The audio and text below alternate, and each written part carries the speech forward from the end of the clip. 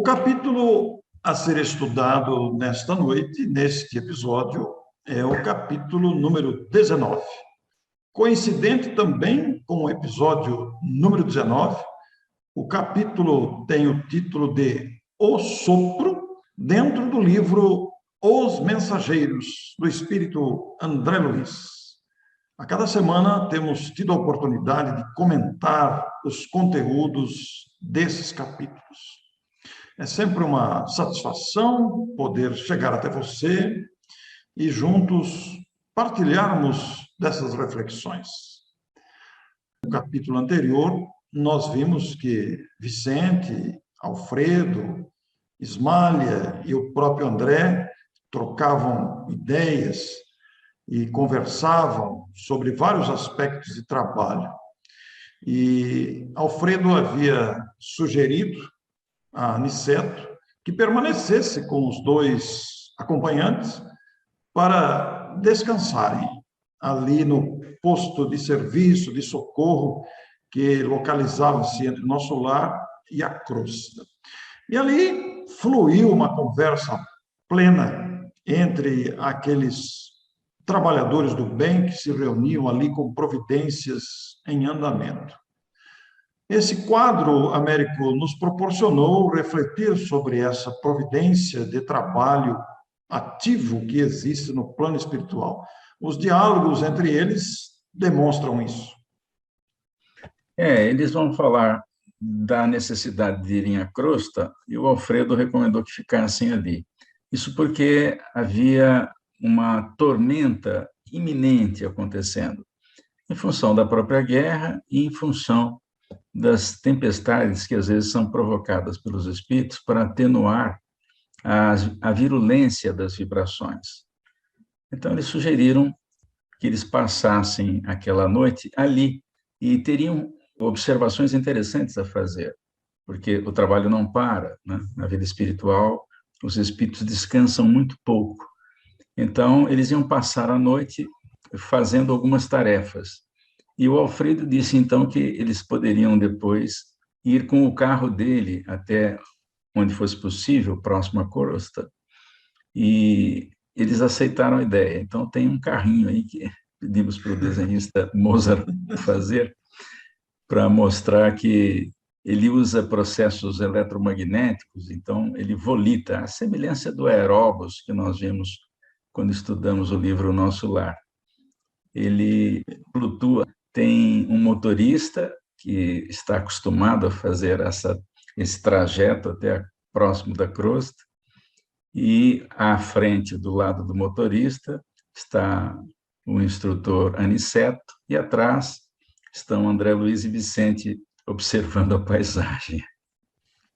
Pois é, Américo, a criatividade, a imaginação do desenhista procura, de alguma forma, reproduzir as citações do capítulo referindo-se a um carro na vida espiritual, o que levou André a um grande espanto, né? Como assim um carro no mundo espiritual? Né?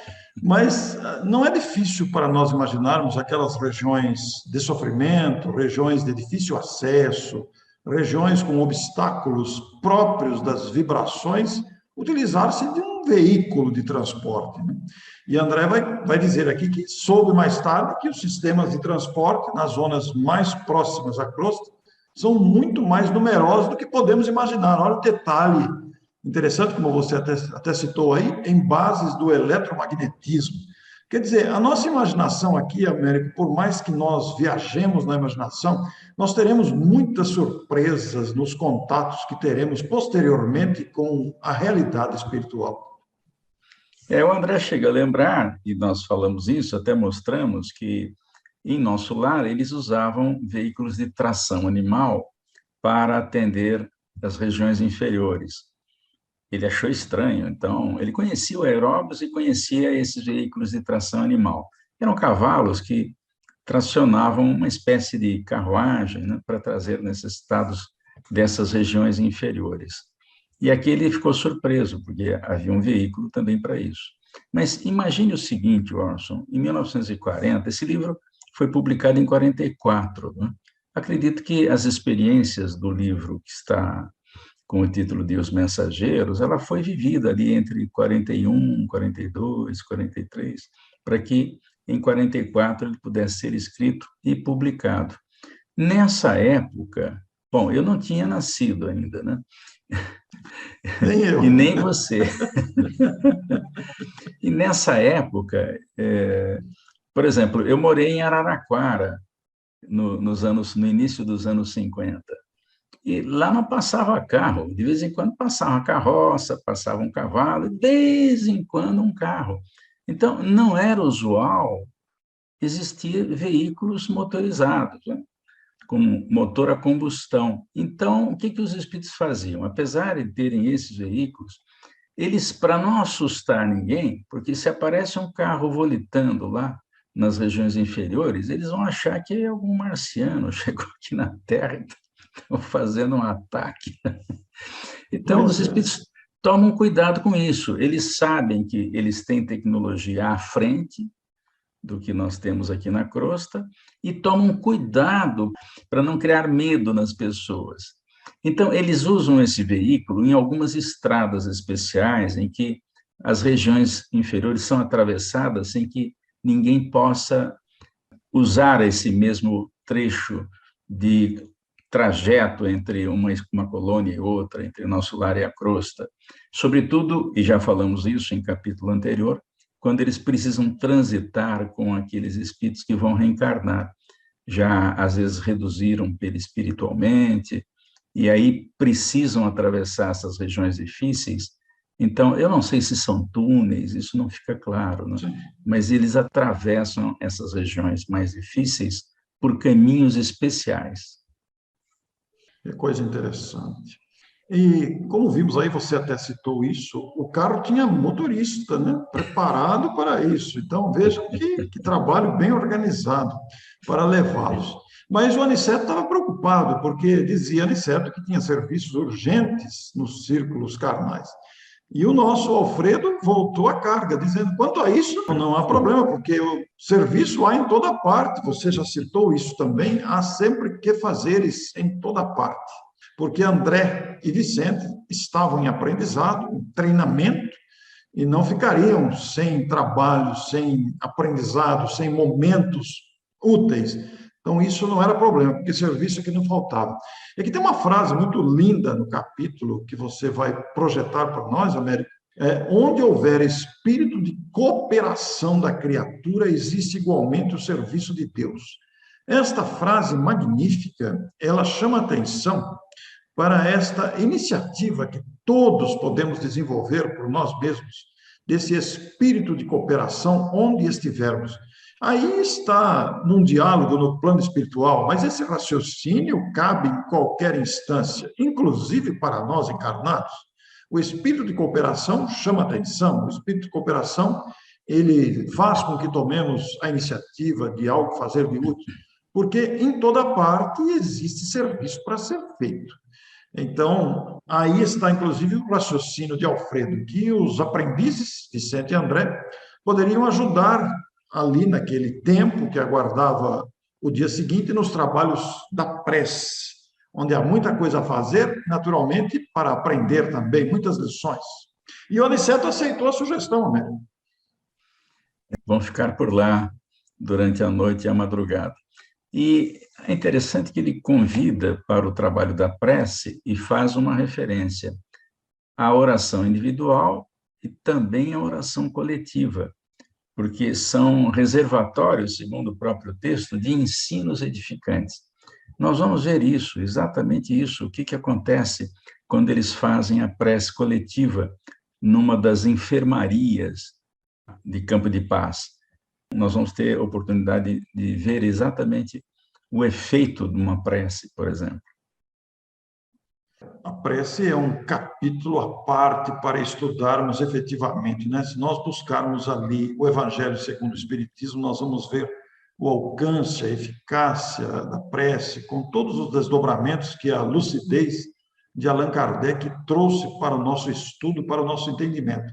Tanto do ponto de vista da oração individual, quanto do ponto de vista da oração, quando pessoas se reúnem coletivamente E, sem dúvida nenhuma, essa expressão é muito feliz, vasto reservatório de ensinos edificantes. Quanto podemos aprender com a prece?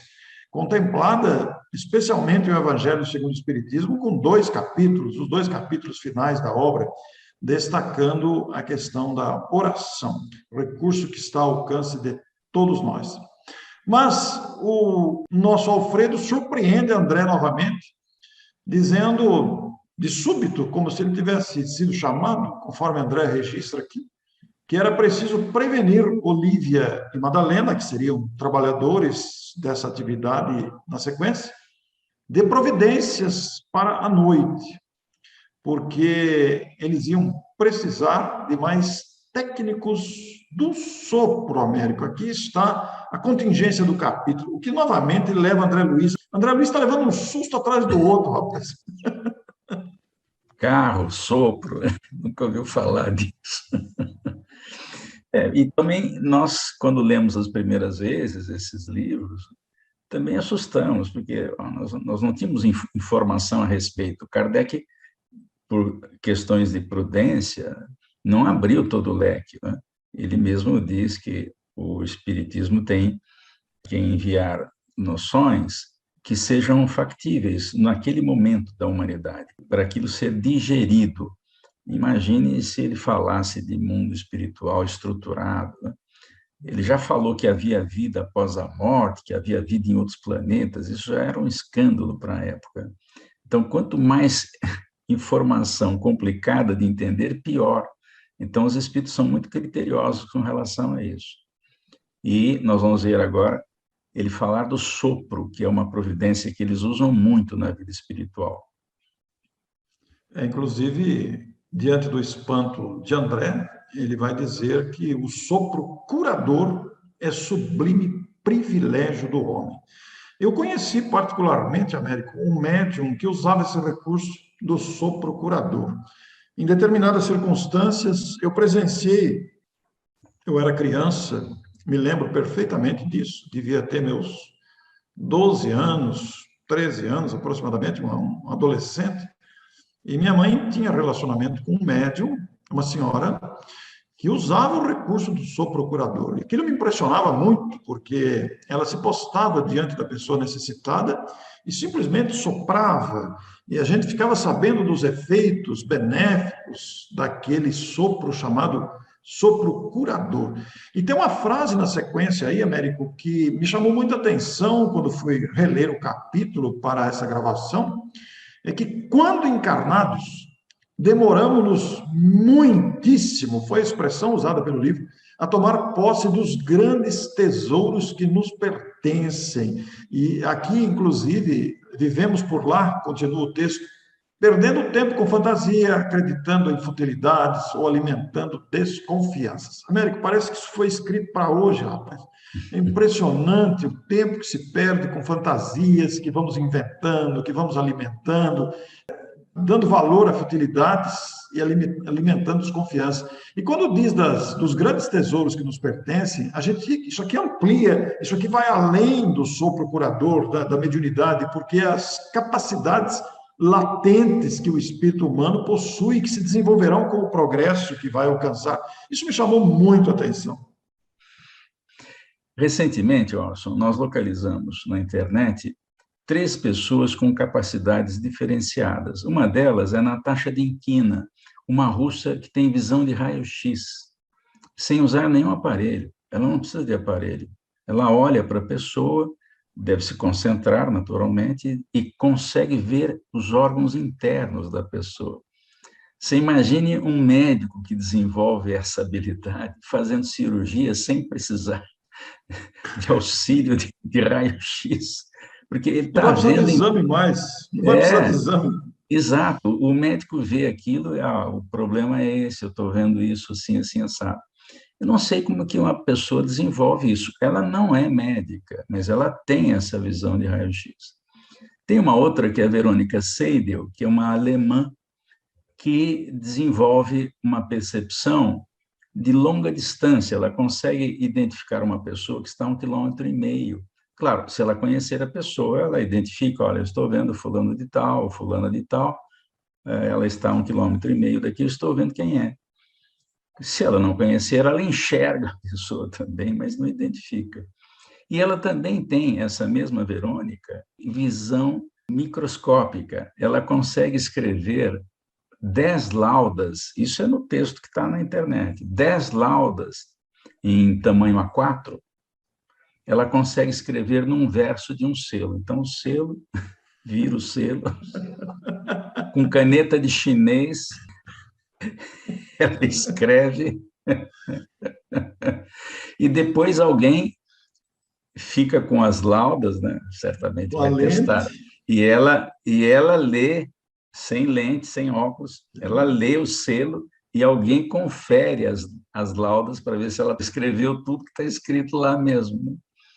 E tem uma outra que é uma indiana, Shakuntala, ela já é falecida, as outras duas estão encarnadas, que faz cálculos de cabeça. Eu não estou falando de tabuada, não. Ela faz cálculos complexos, cálculos astronômicos, né? E de cabeça, e mais rápido do que os computadores terrestres. Então, isso nos dá uma ideia do que nós vamos ainda fazer com as nossas capacidades, essas capacidades que você falou. Nós vamos nos deslumbrar cada dia, que nem o André Luiz lá na vida espiritual. Está assustado. Então, Américo, você citou 3 exemplos aí de pessoas, 2 encarnadas e uma já desencarnada, que conviveram na Terra e convivem na Terra, estão aqui conosco, apenas uma que partiu já, e que não são espíritos puros como é o Cristo. Quer dizer, o Cristo tem todas essas potencialidades na mais alta dimensão. E não é só essas.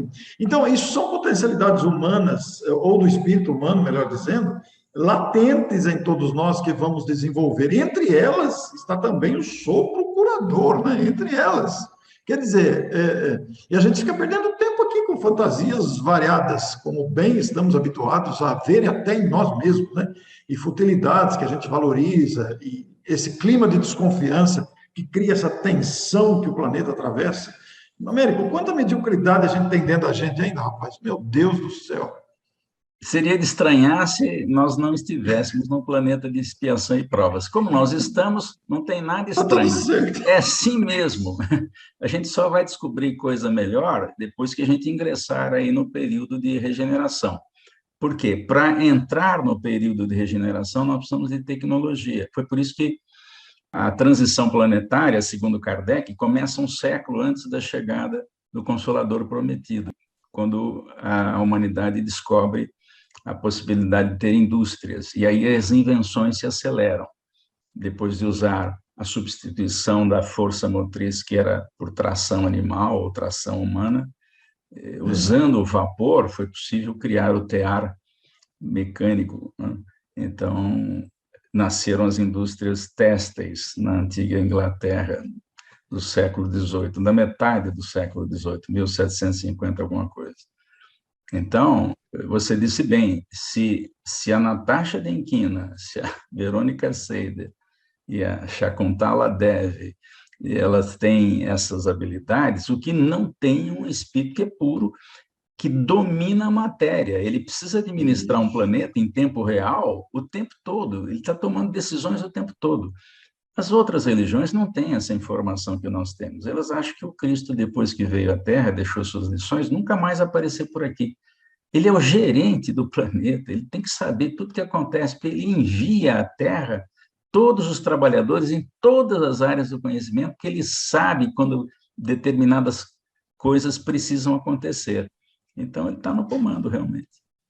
Américo, você abre um precedente enorme aí, porque nessa administração em tempo real, tomar decisões para todos os casos que acontecem diariamente, o Cristo tem que contar com o livre-arbítrio dentro da perversidade que ainda caracteriza muitos de nós, né? Do egoísmo que trava tanta coisa.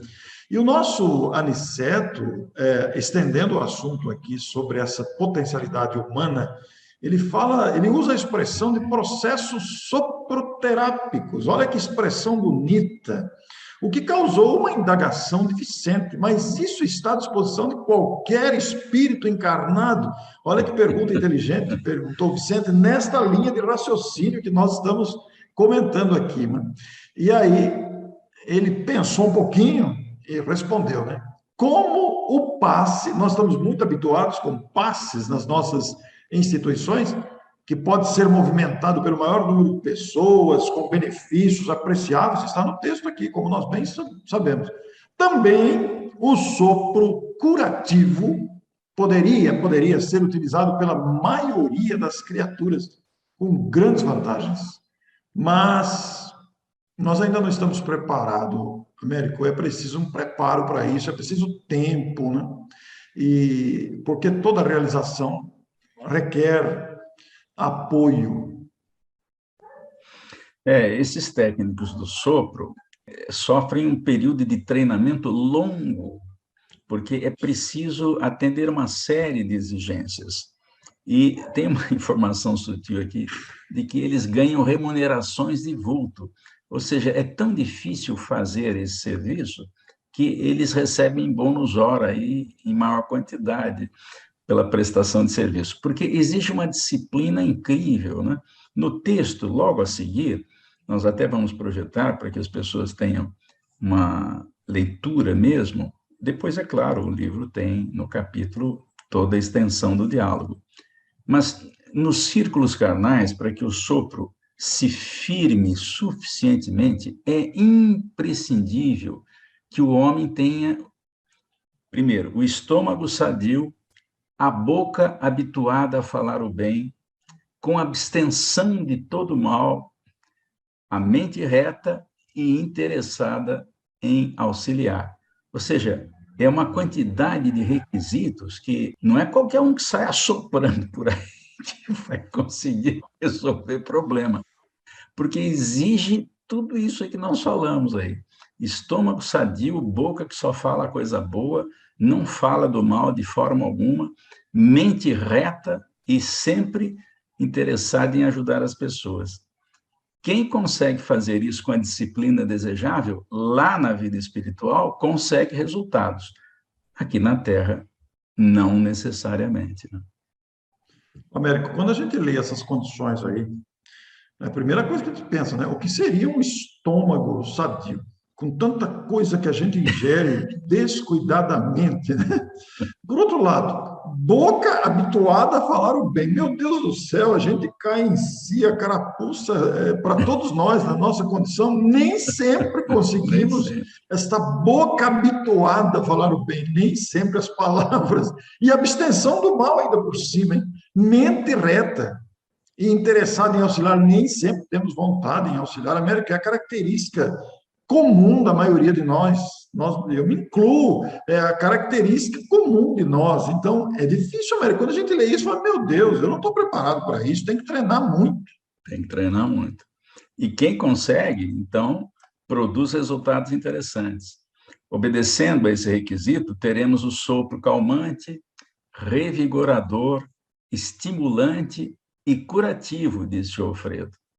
E o Alfredo diz mais, diz que ele tem tanto interesse nessa atividade que ele estimula servidores que trabalham em campo de paz a se prepararem para isso, porque não são todos os que conseguem, não são todos. A disciplina que precisa no controle do que se fala, daquilo que se ouve, do controle dos pensamentos é muito grande, e ele tem maior interesse em fazer isso, em conseguir resultados com essa atividade do sopro curador. Porque tem muita gente na vida espiritual que melhora em função exatamente desse recurso que eles usam lá na vida espiritual. Você ainda contou uma experiência de sopro que você conheceu na infância, e sua mãe deve ter visto resultados para isso. Mas quantas pessoas viram isso acontecer? Não tem muitas, seguramente. Eu diria até que atualmente é raro isso, Américo. Eu diria que é raríssimo até hoje. Nós não vemos mais isso atualmente, né? Justamente pela dificuldade de ter um estômago sadio, boca habituada a falar o bem, abstenção do mal, mente reta, interessada em auxiliar. E olha os resultados, Américo. Isso me impressiona. Sopro calmante, quer dizer, a pessoa beneficiada por esse sopro vai sentir aquela calma que revigora, calmante e revigorador. Estimulante, naturalmente, estimulante para a alegria, para a felicidade, para a gratidão, e principalmente, um objetivo maior, curativo. Américo, de uma gravidade isso aqui, no sentido até de uma gratidão que a gente pode sentir pelas possibilidades que estão em nossas mãos e a gente não está sabendo usar isso. Eu diria até que estamos esquecidos dessa possibilidade. Essa história do sopro, a gente não faz ideia da dificuldade, porque como é que você diferencia? Como é que sopra para curar? Como é que sopra para acalmar? Eu não tenho a menor ideia de como é isso. Então, como é que é, como é que é isso? Como é que é isso? Sopra de lado assim, acalma, sopra do outro, a gente não sabe como é que é. A Aglaê vai gostar desse comentário, viu, Américo? A Ione também.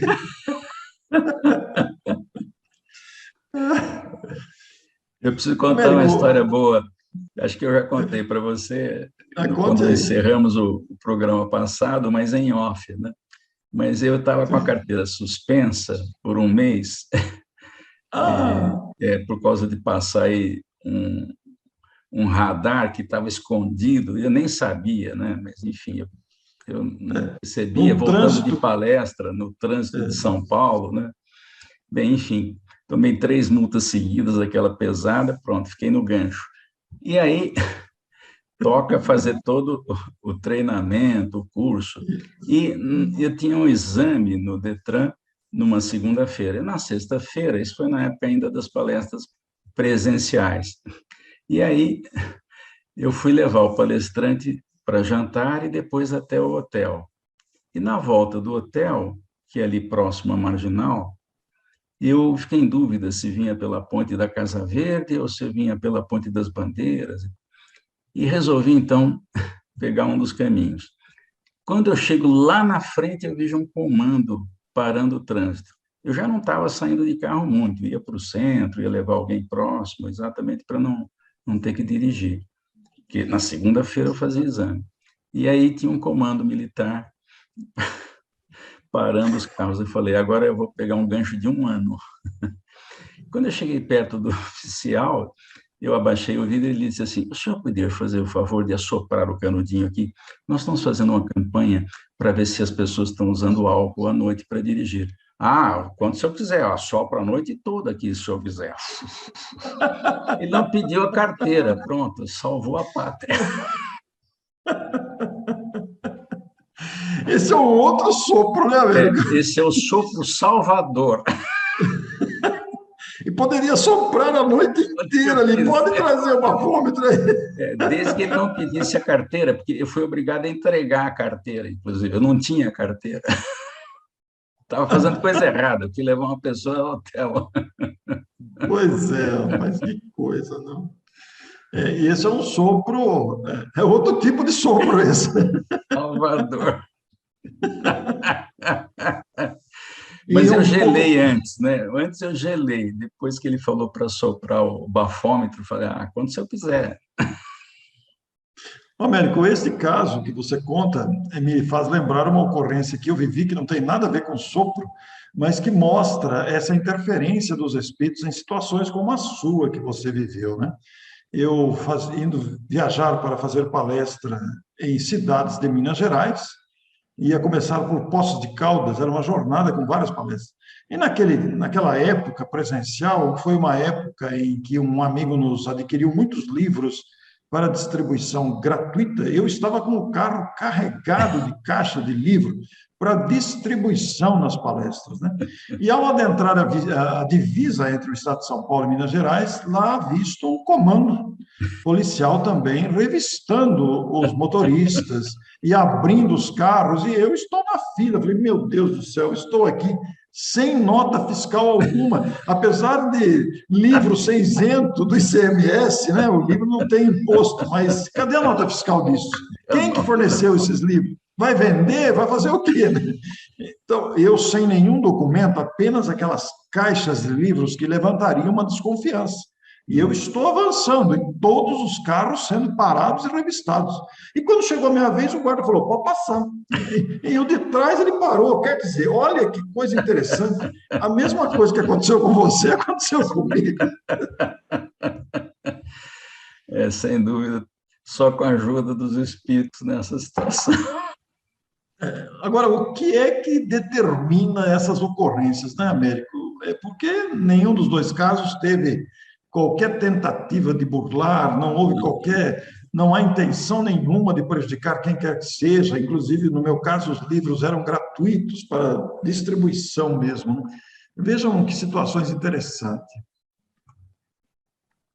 Mas, Américo, o nosso diálogo aqui com os personagens traz uma observação muito importante de Alfredo.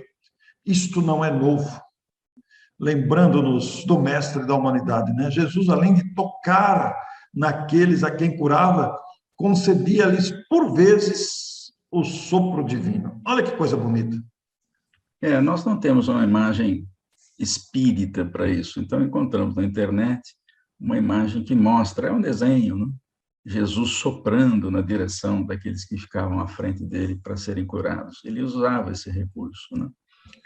E logo à frente há um texto que está no Gênesis, capítulo 2, versículo 7, que é o sopro da vida. Naturalmente, aí tem uma figura de uma mulher soprando o planeta Terra, né? Mas existe realmente, no Velho Testamento, aludindo aos primórdios do homem, que o Criador assoprou a forma criada, dando o fôlego da vida tanto a Adão quanto a Eva. Então, mas isso é uma metáfora, a gente sabe disso. É que o vento é o sopro de Deus, né? Então, o vento, por exemplo, permite que as flores se reproduzam, dissipando o pólen, né? Então, existe alguma coisa aí que é importante a gente um dia estudar o assunto. Na Terra, a gente tem pouca informação a respeito, mas na vida espiritual, o assunto é levado a sério. Muito bom, Américo. Aqui, na sequência do texto, tem algo que você já comentou, inclusive, do Alfredo, que chefiando aquele posto de serviço, incentiva, dentro das possibilidades ao alcance dele, a formação de novos cooperadores nesta área de tarefa, oferecendo até compensações aos que decidam iniciar a tarefa de especialização, considerando que não é fácil para todos. Então, o trabalho ia se iniciar, André bastante atento, observando as providências dos cooperadores, estava impressionado com o que tinha ouvido, mas estava ali observando. E, diante ainda da perplexidade do próprio André, o comentário muito oportuno. Esquecem-se vocês de que a própria Bíblia, aludindo aos primórdios do homem, narra que o Criador assoprou na forma criada, comunicando-lhe o fôlego da vida. É claro que é uma imagem comparativa, que está você até citou a figura do Criador aí, né? Uma figura que é ilustrativa apenas, mas demonstrando que envolve a vida humana e seus desdobramentos. E eu me lembrei também, Orson, das nossas mães, quando a gente se feria, né? A mãe assoprava, né? No joelho, né? Ralado, né? Ralado, joelho ralado, né? Os médicos modernos dizem que a gente não deve assoprar, porque a gente coloca bactérias que estão na boca, e tem um monte delas, né? Na própria ferida, né? Mas tem alguma coisa atrás disso que a gente nem sabe, né? É quando a criança está com algum problema, a mãe assopra a sua fronte e ela começa a melhorar. Então, deve ter alguma coisa aí que a gente não estudou ainda aqui na Terra, mas na vida espiritual esse assunto é sério. E vai chegar para nós, né, mesmo? Porque com a medida que nós avançamos no conhecimento, esses detalhes vão se abrindo à nossa percepção. Veja um capítulo como esse, por exemplo, que estava um tanto esquecido esse assunto, quase não se vê falar sobre isso, e veja que perspectiva abre ao nosso coração, ao nosso raciocínio. E há um parágrafo que quase no finalzinho do capítulo, de máxima importância, que no plano carnal, bom, aí a gente se situa, né? Estamos encarnados, toda boca santamente intencionada, pode prestar apreciáveis auxílios, notando-se, porém, que as bocas generosas e puras poderão distribuir auxílios divinos, transmitindo fluidos vitais de saúde e reconforto. Sem dúvida, Américo, a gente se lembra aqui das pessoas que sabem usar o verbo sem detonar a esperança do outro, sem jogar o balde de água fria, sem agressividade, sem desprezo.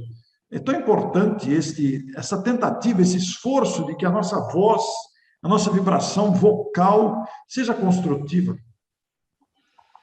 Nós vamos descobrir que as frequências que tem na física terrestre 4 fatores, né? Tem comprimento de onda, tem frequência, tem uma cor e tem um som associados. Mas como o Criador que concebe tudo e o Criador não concebe nada limitado, tem mais coisa que nós vamos descobrir na frequência da voz, da imagem. Por exemplo, nós já soubemos que quando você fotografa determinada situação, determinado local, por exemplo, não vem só a imagem, vem a vibração que existe ali, né? Então, nós não estudamos ainda suficientemente bem esse assunto aqui na crosta, mas, como você disse, na medida do processo evolutivo, nós vamos chegar a conhecer muito mais coisas a respeito das frequências, né? A gente já ouviu dizer, inclusive, que algumas vozes acalmam. Você vai conversar com alguém que tem essas características na voz e a pessoa fica calma, você não sabe por quê. Ela não está soprando, mas ela está emitindo alguma coisa que acalma, porque as frequências sonoras também podem provocar a calma ou não, né? Assim como a música, né? Nós sabemos que tem músicas que curam e músicas que não curam. Nós estamos no final do capítulo, quase por encerrar o episódio, sem querer baixar a vibração elevada que esse assunto nos deu, mas lembrando o que o Américo falou agora sobre as vibrações da voz que acalmam, nós temos tons de voz agressivos, nós temos vozes maliciosas que contaminam o ambiente de um mal-estar. Então, diante de tantas possibilidades, também o verbo, também a vibração da voz, nós temos que educar. Faz parte desse processo todo de aprimoramento intelecto-moral que estamos inseridos, na lei do progresso, na necessidade do esforço pessoal. E André estava aprendendo muito. Ele estava com uma certa expectativa, inclusive, que Aniceto prosseguisse com aquelas explicações. Mas foi interrompido. Estamos no momento destinado aos trabalhos de assistência e oração. E o Aniceto, o instrutor da dupla, foi enfático. Segui-lo-emos com prazer. Era necessário interromper a lição, atendendo a deveres diferentes. E assim se conclui o capítulo, Américo. Esse importante capítulo que nós tivemos a felicidade de comentar hoje. Capítulo importante que nos alerta sobre coisas que ainda desconhecemos, mas que um dia vamos conhecer melhor. Muito bem. Na próxima semana, no próximo episódio, no próximo capítulo, teremos o capítulo número 20. Já avançamos bastante no livro Os Mensageiros. E este capítulo 20 tem o título muito sugestivo, Defesas contra o Mal. Vamos refletir bastante sobre esse assunto, Américo, na próxima semana. Sem dúvida. Até a próxima. Até a próxima.